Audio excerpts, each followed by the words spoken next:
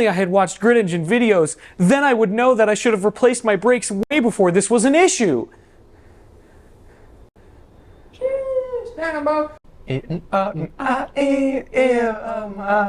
Detroit axle. We've used them before, and they've worked out great. They're still working, going strong on the Civic, right? They're actually pretty sweet on the Civic. They haven't cracked. The pads feel good. They don't squeak. I'm pretty impressed. Yeah, so I decided for my brakes and rotors just to go with the Detroit axle once again. Well, why aren't you doing brakes? So when I bought the car, the brakes squeaked a little bit, and I was like, yeah, it's not that big of a deal. I got time. Because How long has it been? We don't need to talk about that. Like 2 years? I think so. So I'm driving home from work one day, and I apply the brakes, and I just hear, and I'm like, no. So now I don't have, now it's more than just replacing the brakes. I actually have to replace the rotors as well. Yeah. So replace your brakes early so you don't have to spend more money. Right. If you guys are getting brake squeaks and you can't tell where it's coming from, just get one of your buddies to stand outside the car while you brake at the right speed to get them to squeak. They'll usually be able to tell. All right, let's get started. All right, let's get started. All right. First step. Obviously, we just did it. Lift the. What do you? I thought you said that was good. Why are you still lifting? I was evening it out. That looks fine, stupid. Your mom looks fine. First step, obviously, lift the car. Second step, gotta take the fucking wheels off. You have special lug nuts. Make sure you have the tool. You are a tool.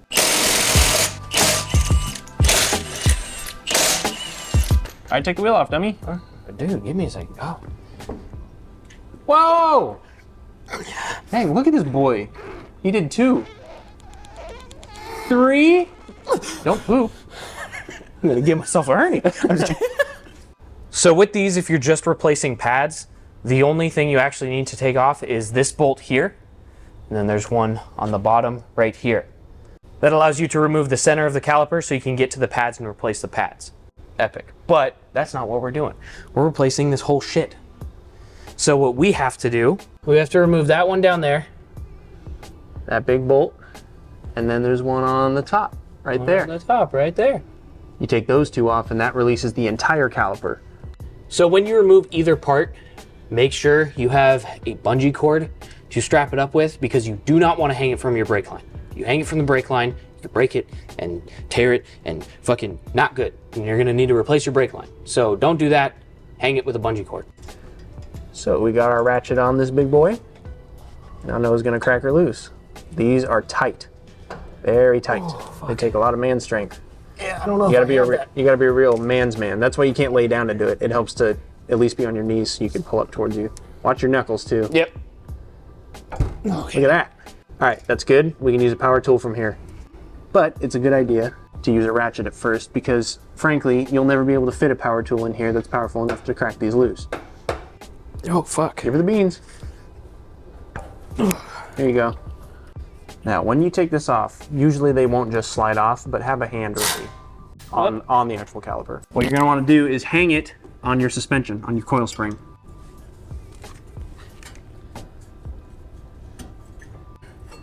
One.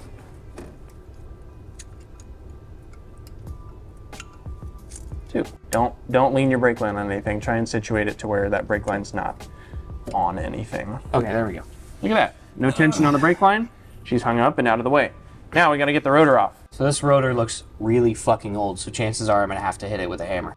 Or what you can do, if you see these little bolt holes, if you have the correct size bolts, you can put them in there and screw them in and it will push it off. We're not keeping this rotor though, so we can give her the what for. Yep. Usually one good smack will do it. Here. This is what you use for semis. There we go. Jesus, man. Look at that. Ooh, look at the scoring on the back from your pad. Oh, yeah. When we get the pads off, we'll show you guys what they look like, but I'm pretty sure this was part of the noise because that's tough. Okay, off with the old, on with the new. When you get new rotors, they always come with a coating of oil so they don't rust in the packaging.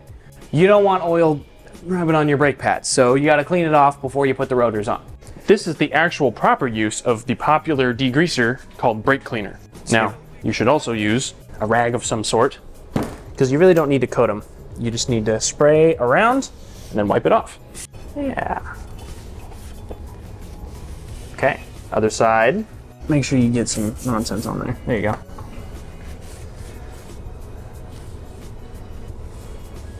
Hell yeah. Look at that. Ooh. That's shiny. And with those wheels, what are those, 7-spoke? Yeah, 7-spoke. You'll be able to actually see them just like the Civic. It's gonna be sweet. That's gonna look pretty cool. So the next step is to remount the calipers, and then we're gonna take the bolts off that we mentioned earlier so we can actually get to the pads. All right, guys, this part is kind of hard. Oh, fuck. Because the rotor is gonna move around, and the way you can fix that is like this. Screw one lug nut on, hang it back up. You could have told me that before I fucking... Dude, you can hold that with one hand and screw that on with the other. Yeah, I can, but I don't want to. Fair enough. One lug nut, just finger tight, just enough to hold the rotor in place. Lining up these bolts can be kind of a pain sometimes. It helps to get your head in there over the top and look at them once you get it on there. They're tough to line up. Yep. All right, got this one. Oh, Next one. next one's easier because it's just a question of left or right. All right. So what you're gonna do is you can just use that same ratchet that you used and make sure that these fuckers are tight. You won't be able to break these bolts. So put some torque on them, because if these fuckers come off, your brakes ain't gonna work, and that's scary. So Noah's gonna tighten those back up with the same ratchet he used. I would use the power tool first to get them snug. Look at you. And then grab that big ratchet and snug them down. Then we're gonna take off these other two. That one and the one up top that correlates with it. Those look like they will be a 14 or 15 millimeter. We'll get back with you when we have that off. What'd you do? I almost whacked myself in the face. That's what I did. It loose? No. Oh, It slipped off. hint time, everybody. Okay. Always position the ratchet under the car. That way, even if you have a swivel head like that ratchet, you don't want to use that because that increases your possibility of slipping off the bolt. And if you round these, you'll never be able to replace your brakes again. There we go. Ow. Because I want to. You're going to use the same bungee cord method for this, you guys. Where did I put it? There's one behind you. There it is. Because the brake line is attached to this centerpiece, so you will still need to hang it, otherwise you can damage your brake line. Flathead screwdriver.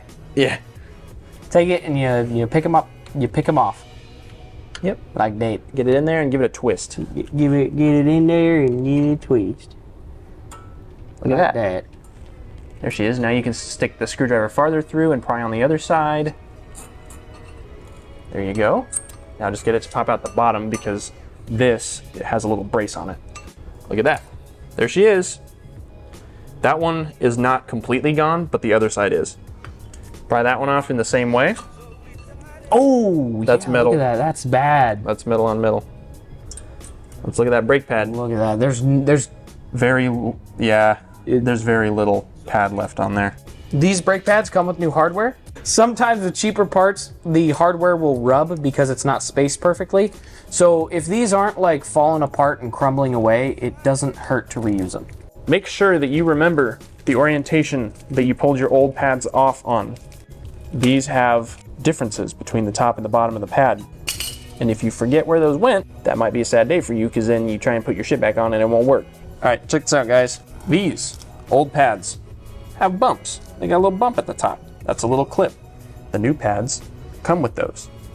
However, in our case, these look like whoever did the job last put both of the ones with a bump on this side and not on the other side, because this kit only came with 2 of these. So I'm gonna go ahead and assume that the bump goes on the outside. So let's do that, just cause. Make sure the bend is going the same way, and then you'll take the clip and put it on the top. There we go. Look at that. Look at that. That's one. Now the back one, we're not gonna put the little bump on. Now cram your head in there and get her lined up. All right, Noah's gonna put his caliper back on. No, Wait, why? you can't do that. Why? Because this thing, the caliper's in the position for the pads being all worn down. So now that you have new pads in there, it's not gonna fit. You're telling me that the brake piston is extended in such a way to adapt to the old worn out pads. Therefore, we need a way to cram all that brake fluid back into the reservoir and retract the piston. Yes, I do remember that part. I thought I was gonna prank you. That's sick. All right, guys, here's a fun tip. O'Reilly's, AutoZone, Napa, they all rent out this brake caliper compression tool. It's really simple, and usually you can rent it for the cost of the tool, and then when you return it, you get all your money back. I own one, so we're gonna use that one, but it is from O'Reilly's. I just took it from them, and they kept my money. It's almost like a normal transaction. So this is what it looks like. You have this piece right here. This is what allows you to compress your piston. This piece goes over this. This is what braces the nut against the outer part of the caliper. Then all of these are different sizes to lock onto here to fully cover and disperse the pressure you're applying across the piston evenly. So we're gonna take our piston over there. I'm gonna guess that it's probably a B. I'm gonna say it's a B. So we're gonna take our B and we're gonna hold it up here. That looks like a B to me. What do you think? That looks like a pretty good size. That does. Now watch this. I'm gonna get this started and then Noah's gonna do it so he can learn. You take this, lock it onto the two holes, set it on here. Then you start loosening this nut, essentially, turning it to the left. Now you wanna get it centered on the piston. That is centered. So now this, you're going to start tightening. And if it twists a little bit and it's not perfectly centered on the piston, you'll be okay. So there are two ways to do this. Sometimes you'll get pistons that are almost seized and they're very hard to work with. That's why there's a spot here that you can grab with a wrench. You would loosen this using a wrench, which is longer than this, which would give you the extra pressure you need to actually compress this. However, this one is working with me. So, because I don't want to do any actual work today, Noah here is gonna twist. You're gonna do the twist. Hold the caliper in one hand, twist that with the other, and you'll feel it get easier and then harder again, easier and then harder again. You're putting the brake fluid back up into your car. Once it gets really hard to twist, stop twisting. You don't want to break anything. That looks good. That piston is flush with the caliper. So now you can loosen this just enough to slide the whole thing out. Loosen. Slide it out. Set it to the side. Make sure you don't twist it the wrong way, otherwise you will kink your brake line. Yeah. Now slide it back over. Now, if it's not fitting, that's because these compress, top and bottom. So compress them a little bit. Yep, and now slide her on. Those are meant to move as well over the life of your brake pads. There you go. Make sure you don't cross thread these, because if you do, this will start spinning in place. And you can get a wrench around this, but cross-threading them is really bad. These bolts will break. Do not over-tighten them. Yep, there we go. Okay, there's one. That's good. Now he's doing the bottom one, threading that boy in. Now he's gonna use the impact wrench. Man, I don't know the names of tools. There you go. Now zipper on and give it 1/4 turn with that because it acts as an actual ratchet. 1/4 turn tight. Like that. Now do the bottom one. 1/4 turn. Oh, fuck my boot. That's good. Okay, there we go. You shouldn't need more than that on these guys. I have forgotten the bungee cord in there before, and that was hard to get out with the wheel actually on. So make sure you take it make out. sure you take that out. Now, Noah is going to put his wheel back on, find the lost lug nut, and then do the same thing on the other side. All right, guys, we finished up this side. We got 2 things left to do. One is show you the worst brake pad. Here's our main culprit for the scraping noise.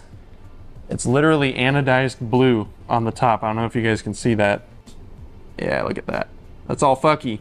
Yeah, so this is why you get your fucking brakes replaced. Here's the rotor. Rotor's not real happy about what happened to that. As soon as you hear squeaking, get your fucking brakes replaced, or that could happen. Anyways, let's show you how it fucking looks, though. We didn't actually get a shot of like what it looks like. Fucking that looks steezy as hell. I'm into that. He's into that. Last thing, torque the wheels. Yes, torque the wheels. These are supposed to be 76 foot-pounds, but it's a lot easier to just do 80. Remember, when you're putting on lug nuts or torquing them, always go in a star pattern. And Is he gonna torque these down? Yeah, that's what I'm gonna do. Go. That's good. It's just once you get like one click. Okay. All right. Other side, then we'll be done. Remember to pump your fucking brakes. Yeah, pump up a bunch after you do this to get fluid back into the brake pistons. We forgot to do that. And as I was backing the car out of the garage, I tried to fucking stop before I entered the road because there was cars coming. I just had no brakes, so I had to yank the e-brake. So make sure to pump your fucking brakes. Yeah, look at us. We're pretty cool. Damn, I forgot how to do an outro. Thank you guys for Damn. watching. I forgot. Oh, wow. I-4. Okay, well, let me remind you. When you're not talking, shut the fuck up. You notice how when you're doing your outros, I don't talk much? It's because I'm letting you talk. You suck times 15. All right, guys. Thanks for watching. Don't forget to like, comment, and subscribe. Make sure to check out our podcast, Casting Out. Yep. It's really fun. Also, if you want to, we haven't posted to it in forever. We're probably not going to, but we have a gaming channel as well, so check that out too. Follow us on Instagram. We post something 3 times a year. Yeah. We got to post today. We're posting today while we're recording this. Yeah, it's pretty fucking cool. Anyways, thank you guys for watching, and see you guys next time. Bow.